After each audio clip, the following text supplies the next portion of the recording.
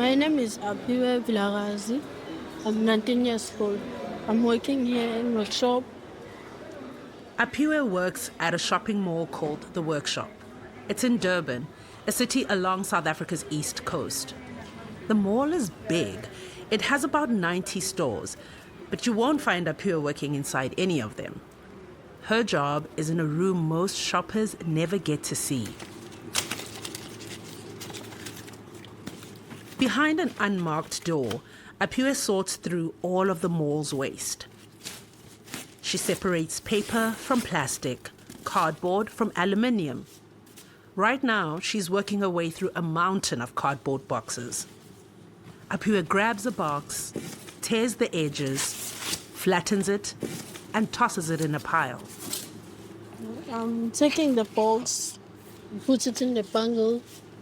The bundle is ready to be sold to a recycling center when it's about 5 foot high. That's almost as tall as she is. Even though she just finished high school last year, Aphiwe is already the sole breadwinner of her family.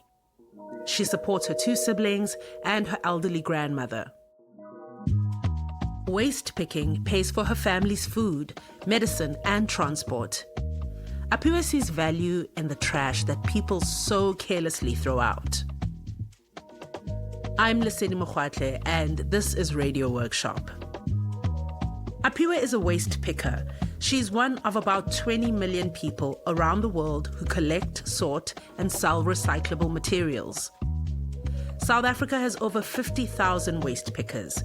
They divert 25 million tons of recyclables away from the country's landfills and towards the recycling industry. They even sift through household bins before the city's garbage trucks collect them. This extends the life of landfills, prevents the release of harmful emissions, and supports the waste economy. Waste pickers work, but the city doesn't pay them. It's an entirely informal industry that's run by the workers themselves. Konko. Hello. We wanted to see how it all works, and so Aphiwe took us to meet the woman who taught her everything she knows, her grandmother. My name is Maria Vilagazi. I'm staying at Inanda. I'm a waste picker. Mam Maria is Aphiwe's grandmother. They live in Inanda, a large township in Durban. At first, Mam Maria worked as a cleaner at a local hospital. To make some extra cash, she also collected recyclables on the street. It is nice to be a waste picker because you're working yourself. You're not working for the boss. But she soon realized that waste picking paid her more than her cleaning job, and so she resigned. Over the next 20 years, Mam Maria worked only as a waste picker. She started on the street, going through bins for recyclables, and then one day, a manager at the Workshop shopping mall asked her to sort through waste for the mall. They gave her a room filled with boxes and other recyclables. Mam Maria's granddaughter, Aphiwe, who was just a young kid at the time, would join her at work on the weekends. She likes to go with me on Saturdays, and then I'm teaching her how to make a bundle.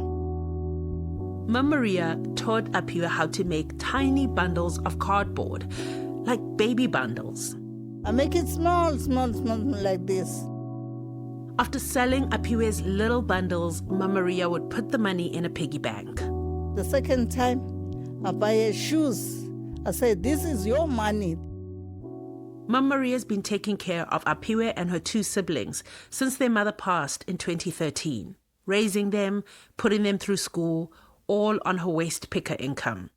Buying food, clothes, and transport to go to school. I'm doing all that. Yes. Myself alone. Yeah. No father, no mother, nothing.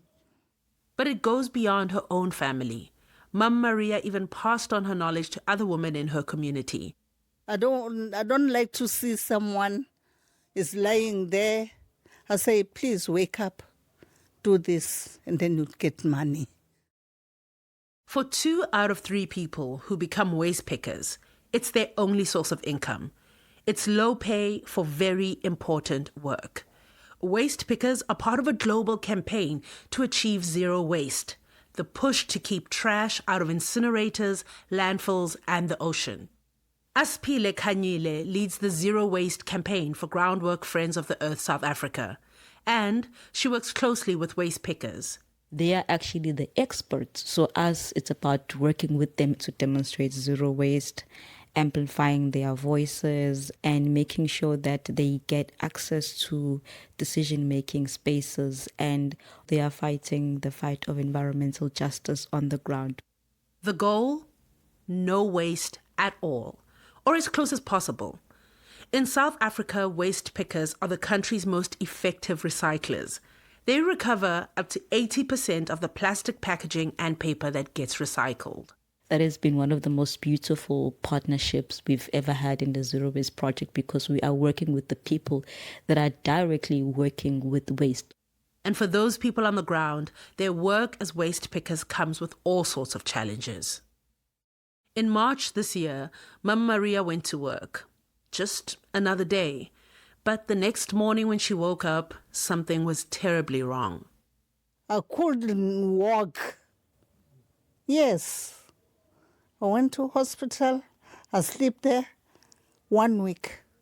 They said, "Do you want to cut me?" I say, "No."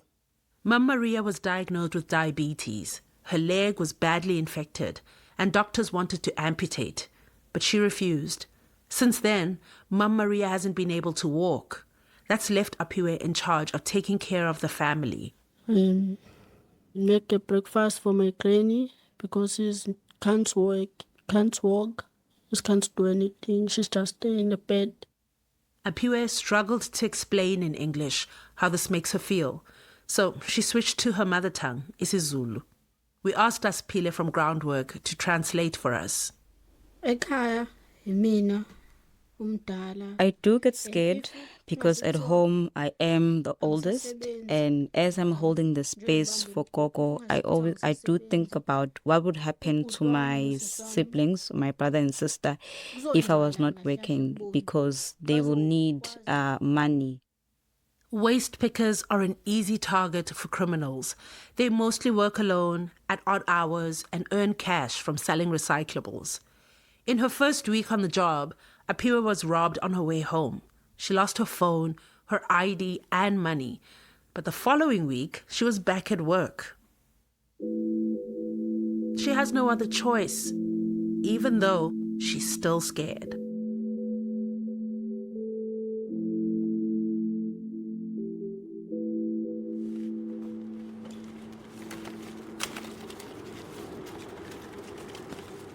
At work, Aphiwe wears her granny's old clothes. A green shirt, green apron, gloves. Mama Maria's boots don't fit, so Aphiwe wears her own shoes. Each week, she handles about 500 kilograms of waste. Waste that would have ended up clogging drains and filling landfills. Aphiwe sells what she collects to recycling centers. She earns about 500 Rand a week. That's less than $30. But there's no fixed price, and so she negotiates. Aphiwe from Groundwork says many waste pickers get ripped off. So some buyers have favorable cost and some buyers don't. And in some instances, you find that waste pickers do a lot more than what they're earning. And sometimes you find that they actually provide even a free service and they're not paid for. The work of waste pickers is essential in South Africa. They are the backbone of the recycling industry, and they're environmental champions. Yet their work goes largely unnoticed and unappreciated. So what would happen if waste pickers stopped working? Oh, wow, that would be a problem. We would see uncollected waste lying around. When it's going to rain, that would be even worse because waste does block the drains, and as a result, that increases flooding.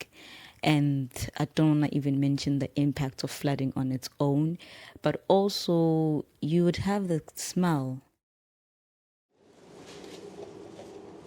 This one is a Puma box for the sneakers. Yeah. Aphiwe picks up another box, pauses. What was this? A shoebox? Headphones? Maybe it's for the clothes. Well, now it's her next income. She breaks the edges, flattens it, adds it to the pile. By keeping recyclables out of landfills, waste pickers help us do less harm. They also save the government money. The Council for Scientific and Industrial Research says municipalities save between 300 to 750 million rand on landfill costs. That's about $40 million US, all thanks to waste pickers like Aphiwe.